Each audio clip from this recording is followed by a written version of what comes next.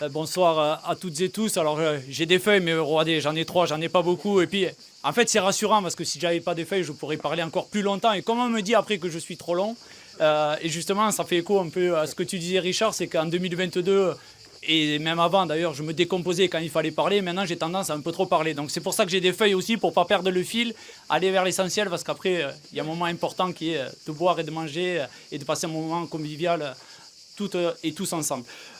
Tout d'abord, commencer par remercier Richard, remercier l'ensemble de l'équipe de Cournon-Sec et le service technique aussi, notamment, qui est venu cet après-midi aider à apporter le matériel. Vous remercier vraiment déjà pour l'accueil, de nous permettre de le faire ici, mais de nous avoir aussi aidé à tenir cet événement-là. Surtout qu'on le sait, tu le disais, dans cette période où les caricatures vont bon train, où on évite estampiller d'un côté de l'autre dès qu'on fait quelque chose ou dès qu'on ne fait pas quelque chose.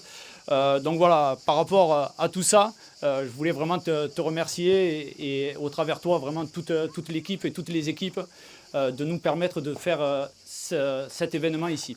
Remercier aussi mon équipe parlementaire, donc il y a Antoine, Romain, Damien, qui c'est que j'oublie, attention, et Maël, qui est, ouais, voilà, je vous cherchais, donc, ouais, qui sont ici, qui ont aussi beaucoup œuvré à l'organisation de cette soirée. Remercier Livia pour ses mots et sa présence, et aussi remercier l'ensemble des militantes et des militants qui ont aussi participé à l'organisation de ce soir.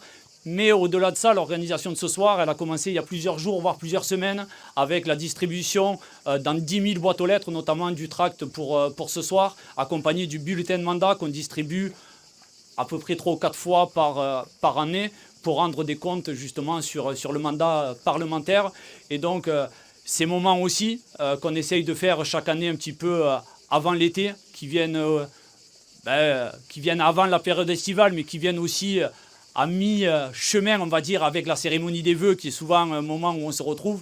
Mais ce moment un petit peu estival, un peu plus festif, un peu moins protocolaire, nous permet aussi de vous remercier pour le travail de toutes et tous au quotidien, qui est précieux, parce que souvent on parle des élus, mais les élus sans des équipes derrière et sans du monde derrière ne sont pas grand-chose, voire rien du tout. Puisque déjà si on a été élu et si on est élu aujourd'hui, c'est grâce à la force collective. Mais même une fois élu, s'il n'y avait pas cette force collective qui au quotidien nous aide beaucoup, mais nous rassure aussi, nous aide à prendre les bonnes décisions, ainsi de suite, surtout dans des périodes qui sont, autant vous dire, pas toujours simples. On a tous en tête la période où tout le monde nous est tombé dessus après le 7 octobre. Mais encore il y a quelques jours, à quelques mètres d'ici, 4 affiches avec ma tête ont été taguées avec des cibles à Cournonterral dimanche dernier. La voiture d'un de mes collaborateurs parlementaires qui s'est retrouvée avec avec les écrous enlevés. Voilà, c'est ce qu'on peut vivre au quotidien, sans parler des insultes sur les réseaux sociaux qui malheureusement deviennent quotidiennes, et ainsi de suite.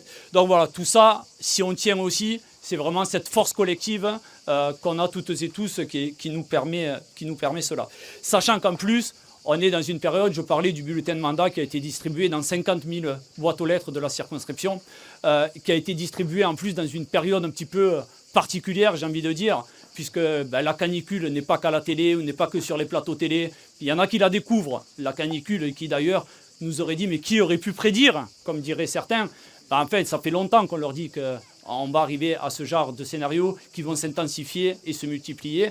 Et aujourd'hui, on y est. Et donc effectivement, dans cette période distribuée des bulletins de mandat dans 50 000 boîtes aux lettres, déjà qu'en temps normal, c'est pas simple, ça l'est encore un petit peu moins. Donc déjà, aussi commencer par avoir une pensée, comme je le disais, en cette période caniculaire, aux plus vulnérables, aux sans domicile fixe, aux travailleurs qui travaillent en extérieur avec ces conditions-là, puisque on le voit dans les politiques et les décisions qui sont prises, le peu de décisions d'ailleurs, c'est qu'aujourd'hui, on n'arrive pas à avoir une loi qui dit à un moment donné, il y a un seuil de température qui fait que c'est plus possible de travailler sur des toits, que c'est plus possible de travailler dans la rue comme si rien n'était, ainsi de suite. Donc d'avoir vraiment une vraie politique pour les travailleuses et les travailleurs en extérieur, c'est quelque chose qui est indispensable. Alors on nous dit souvent que la canicule, c'est pas politique, que c'est la faute à pas de chance, il y en a d'autres qui nous disent que c'est des cycles, que c'est déjà arrivé, ainsi de suite. Enfin, c'est déjà arrivé, des vagues comme ça aussi fortes, aussi longtemps. Enfin, le 25 juin dernier, 90% de la population en France vivait dans une zone en alerte orange ou rouge canicule. Donc ça, non, c'est jamais arrivé et c'est pas normal et on le savait. Mais c'est quoi le résultat? Le résultat, c'est que ces canicules qui s'intensifient et qui s'accentuent, c'est le résultat de leur politique. On vient de passer, là je reviens de l'Assemblée, je suis revenu dans la nuit, on a passé 5 jours à discuter d'une loi transport. Alors ils adorent ça, vous savez, la communication, on va révolutionner les transports. On a parlé pendant 5 jours des transports, mais ils nous ont dit, mais attendez, on parle des transports, mais le financement, on verra plus tard. Ah oui, mais comment on fait pour développer des transports? Et Cournon-Sec, Cournon-Terral, qui est souvent le Far West de la métropole, pour reprendre les termes de William notamment, qui disait ça souvent, mais qui est vraiment le cas. C'est de dire à un moment donné, si on veut développer des transports accessibles à l'ensemble de la population, ben, il faut des moyens financiers. On pourra faire des lois bavardes, on pourra faire des mots et faire de la communication, mais s'il n'y a pas des moyens financiers, alors il n'y aura pas de transport accessible à l'ensemble de la population.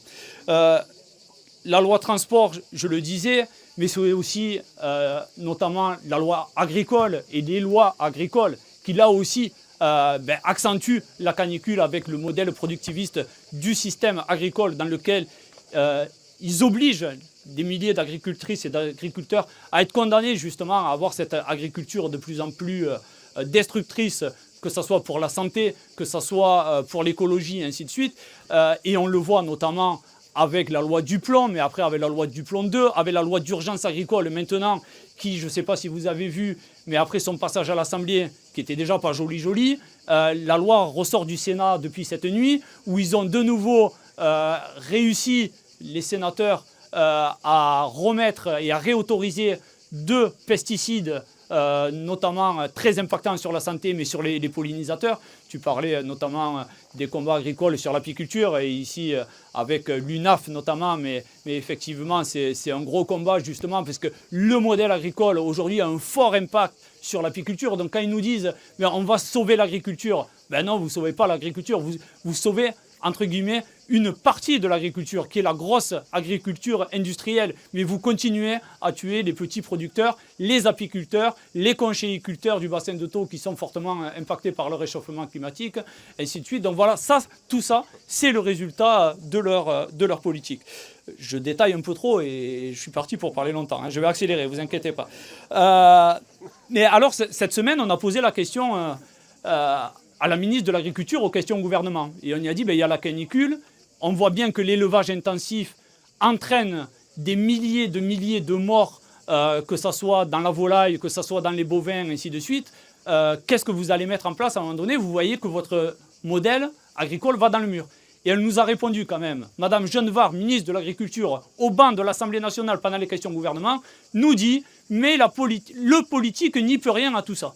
Ben alors si vous pouvez rien, si vous êtes ministre de l'Agriculture mais que vous ne pouvez rien pour l'agriculture, j'ai une idée. Partez maintenant, laissez-nous faire et nous on fera. Mais à un moment donné, si elle ne veut rien faire, cette dame, le problème c'est qu'on sait qu'elle veut faire. Mais elle veut faire la loi des lobbyistes, la loi dictée par Arnaud Rousseau, qui est un gros industriel qui n'est plus agricole, c'est un industriel, ainsi de suite. D'ailleurs, il a dû perdre l'adresse des champs, parce que je pense qu'il est plus sur les plateaux télé ou dans les bureaux du ministère que dans ces champs de betteraves. Et enfin, le dernier point sur la canicule, c'est aussi avoir une pensée pour l'ensemble des sapeurs-pompiers, des pompiers, de tous les services de secours et de sécurité qui sont mobilisés. Parce que là aussi, ce qu'on est en train de vivre depuis plusieurs jours, ce n'est pas dû au hasard, ce n'est pas la faute à pas de chance parce qu'il y a du vent et qu'il fait chaud. Non, là aussi, c'est le résultat de moyens qui ont été enlevés. Nous, chaque année, on alerte notamment sur les moyens aériens, les moyens pour les Canadair, les moyens aussi humains, pour vraiment mettre les moyens pour pouvoir réagir efficacement.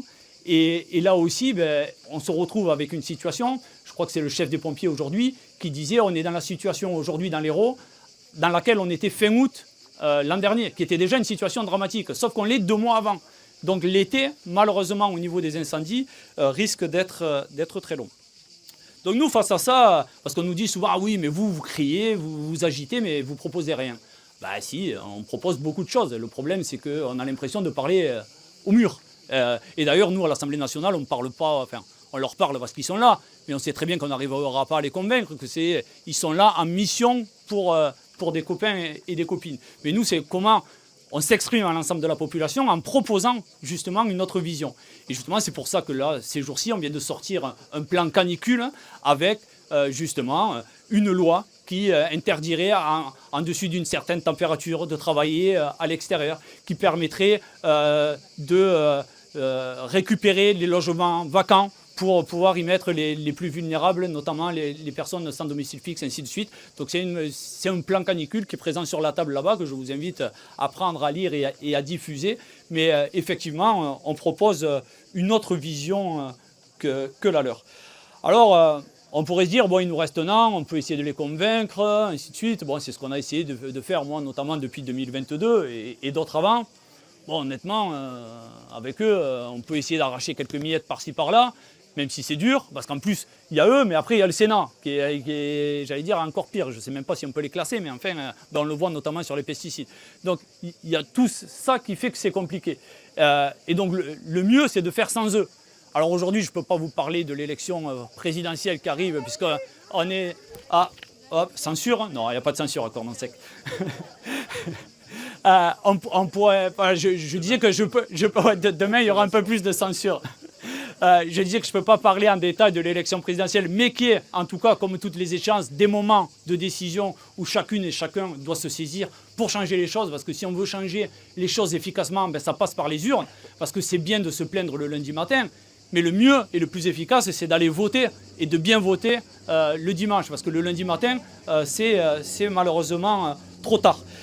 Et sachant qu'on le voit, comme je le disais, le peu qui reste, ben voilà, on parlait d'incendie et il y a des canadaires qui passent. Bon, ça veut dire qu'il y a encore des canadaires, c'est presque bon signe. Il y en a... Ouais, ils rentrent à Garonne. Et donc c'est de dire, bon, mais de toute façon, il ne faut pas s'attendre à grand-chose sur les quelques mois qui restent. Mais par contre, c'est, comme disait Livia, c'est vraiment préparer la suite efficacement. Et ça passe...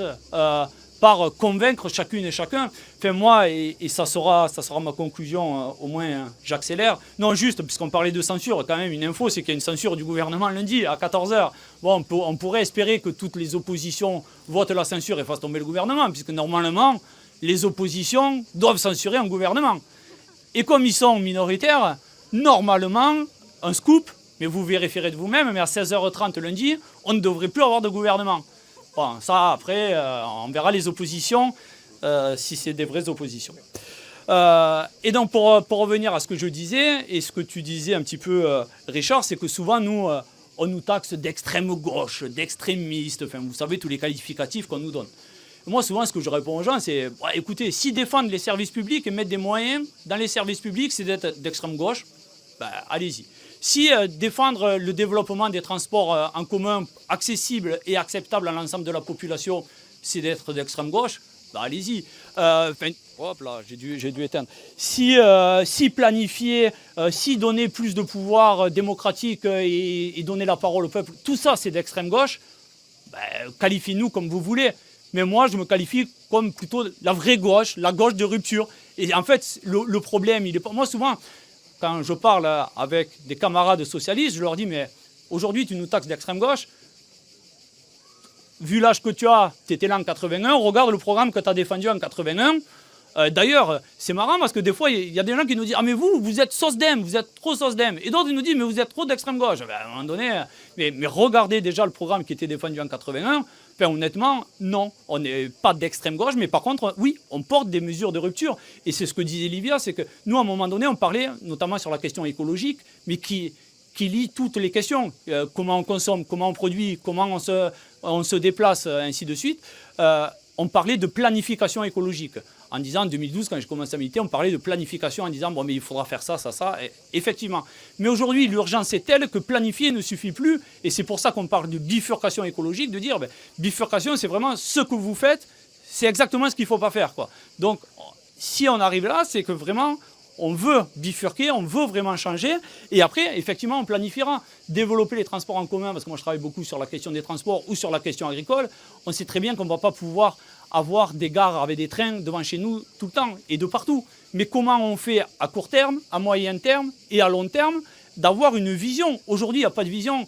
On disait en commission, il n'y a pas de pilote dans l'avion, on préfère les trains. Mais en vrai, on en est vraiment là. C'est que depuis 10 ans, on a une politique qui met des sparadraps partout. Mais en mettant des sparadraps, on creuse encore plus les fossés de partout. Et nous, on arrive avec une autre vision du monde, avec notamment au niveau des régions, des éco-régions justement, qui partent sur les bassins versants et qui prennent comme élément central justement l'enjeu climatique et l'enjeu environnemental. Et c'est que de cet enjeu-là, on tire la question des mobilités, on tire la question du travail, la question de l'agriculture, ainsi de suite. Pour nous, c'est vraiment ça, ce qui est vraiment central. Sinon, on va continuer à faire du bricolage comme ils font depuis bien longtemps, sans jamais rien changer. Donc pour ça, il faut continuer. Et j'en doute pas, je sais qu'ici, on parle un petit peu, et je parle à des convaincus. Mais voilà, c'est de dire... Et d'ailleurs, de ne pas attendre de se dire, bon, c'est les élus qui vont faire, et c'est eux qui vont diffuser, et c'est eux qui vont... Non, en fait, chacune et chacun, dans notre rôle à l'instant T, on a une tâche à faire et un enjeu et à faire. Des fois, par exemple, notamment sur les réseaux sociaux, on se dit, bon, j'ai 100 abonnés, que je transfère ou pas, ça ne changera pas grand-chose. Mais en fait, si, ça changera beaucoup, justement, parce que chacun, à notre échelle, on peut semer des graines, et espérons qu'en 2027, ces graines finissent par germer et nous amènent un avenir meilleur et un avenir commun pour toutes et tous, où on met, par rapport à ce que disait Livia, où on met la haine et les racistes de côté. Et je disais, c'est bien beau, et ça sort ma conclusion, mais d'avoir fait ces quelques mots ici, c'est ici qu'on a fini la campagne en 2024, et c'est ici que j'ai enregistré ma dernière campagne de 2024, où j'ai traité le candidat du Rassemblement national. Alors, je n'ai pas utilisé qu'il était raciste, mais ça voulait presque dire ça. Enfin, bon, je qualifiais ces positions. Donc, effectivement, c'était des positions racistes.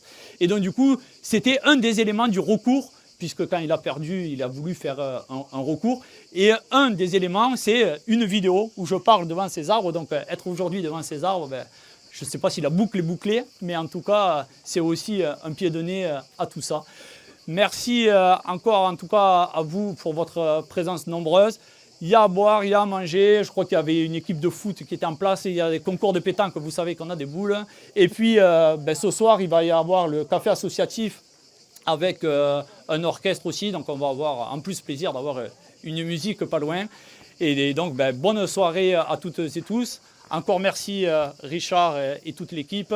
Merci à Nathalie, ta présence, je ne t'avais pas vu, et Sébastien notamment, l'ensemble des élus de Montpellier. Mais vraiment merci encore une fois à toutes et tous pour votre présence nombreuse au Far West de la métropole montpelliéraine en ce samedi à 18h, en ce vendredi à 18h. Mais on est la porte d'entrée de la métropole, effectivement. Bonsoir à toutes et à tous et merci d'être là aujourd'hui. Merci Monsieur le maire pour votre accueil. C'est un moment qui est plutôt important, qu'on a essayé, qui est là tous les ans de faire ce point parce que c'est le moment de se retrouver après. Il y a l'écho derrière. Je vais juste me reculer. Voilà, pardon. C'est un moment important parce que on permet de se retrouver à la fin de l'année, de voir que il y a eu des choses qui se sont écoulées aussi, voir qu'est-ce qui va être l'année qui va suivre aussi. On sait la tâche qui nous attend, qui va être grande, mais elle va être là. Et cette année, ça a été aussi une année qui a été avec beaucoup de choses parce qu'on sort d'une élection, notamment une élection municipale. Pour ma part, moi j'ai été élue à Montpellier, pour la France Insoumise. Avec, il y a notamment d'autres élus, il y a Kamel qui est ici présent, Antoine, Nicolas aussi que j'ai vu. Et en fait, c'est la France Insoumise qui s'est investie dans ces élections municipales et qui a fait entrer de nouveaux élus dans les conseils municipaux partout en France. Nous, on appelle ça un peu l'entrée de la nouvelle France, donc dans les conseils municipaux. Bon, c'est quelque chose qui est pas trop compris encore ce que c'est la nouvelle France, mais c'est dire que il y a des jeunes qui sont rentrés, il y a ces nouvelles France, c'est des jeunes féminisés, de quartier, de classe populaire aussi, et que du coup c'est la société qui a changé et qui on rentre dans ces institutions là. Et donc c'est important pour nous d'être dans ces conseils et de porter une nouvelle alternative, de porter des propositions, que ce soit à la mairie, mais aussi à la métropole par exemple. C'est important. Notamment nous en tant que jeunes, on sait que la tâche elle est grande, on voit là les enjeux qui sont devant nous, que ce soit internationaux, que ce soit aussi avec la crise climatique, que là on vit, qu'on vit très directement, avec les chaleurs qui nous tombent dessus. Et pourtant, c'est quelque chose qui était clairement visible depuis des années. C'est quelque chose qui aurait pu être anticipé, qui ne l'a pas été. Nous, on parle de planification, de bifurcation écologique. C'est quelque chose qu'il va falloir clairement mettre en place et mettre en œuvre, parce que quand on a 20 ans, on se dit qu'est-ce que ça va être dans les 10 prochaines années, et en fait on commence à se poser des questions sur tout notre avenir et qu'est-ce que ça va en être. Et donc ça pose plein de questions sur les projets qui sont menés, les grands projets inutiles, l'écocide. On peut parler notamment de l'A69, ça c'est un peu ce qui est le plus visible, mais par exemple tout près de chez nous c'est par exemple le COM, c'est la LGV, c'est ces questions-là qu'il faut poser sur la table et qui vont être les grands enjeux de ces prochaines années. Mais c'est aussi les questions internationales. On sait qu'il y a des conflits dans le monde, il y a un génocide en cours du peuple palestinien, et donc c'est important de se mobiliser, de continuer de faire entendre la voix du peuple palestinien qui subit un véritable génocide. Et ça, par exemple, ça passe par la voix notamment des jeunes qui se lèvent partout dans le monde pour ça. Et ça, par exemple, ça a été la semaine dernière, on a eu notamment le congrès, premier congrès des jeunes de Yela, donc c'est Young European Left Alliance. C'est donc au Parlement européen, il y a le groupe de ELA, donc European Left Alliance, qui est présidé notamment par Manon Aubry, qui est députée européenne de la France Insoumise. Et donc les jeunes se sont rassemblés autour de ce parti, donc Yela du coup. Et donc c'est notamment Emma Fourreau qui est coprésidente de Yela et qui était jeune insoumise, qui est députée européenne de la France Insoumise, et qui ensemble on va construire une Europe, des jeunes qui vont s'opposer à en tout cas, on a des fascistes en Europe, des gouvernements d'extrême droite, et c'est important d'avoir une jeunesse qui s'organise, qui est antifasciste, qui est antiraciste, et ça passe par là. Et donc ça va être les grands enjeux de construire une mobilisation avec ces jeunes-là en Europe. Ici en France aussi, faire un front antiraciste, un front antifasciste, parce que c'est aussi ça ce qui peut arriver en 2027. Mais c'est important de continuer de se mobiliser, et c'est important d'avoir ces points aussi de rassemblement, de se retrouver là pour ce soir, autour d'un moment convivial, mais aussi un moment politique pour parler de ces enjeux-là et de pouvoir construire la suite, parce que c'est ça qui est important. C'est qu'est-ce que ça va être demain, comment on va s'organiser. Et ça, c'est aussi la France Insoumise. On est un mouvement qui s'organise, qui milite et qui accompagne les mouvements sociaux, et qui a pour but de faire en sorte de construire quelque chose de meilleur, en tout cas pour notre avenir. Je ne vais pas être plus longue parce que je pense que vous avez tous envie de manger et de profiter de la soirée, et puis il y a Sylvain qui doit parler. Mais en tout cas, moi je suis très contente d'être là ce soir, et j'espère que le 2027 sera que meilleur. Voilà.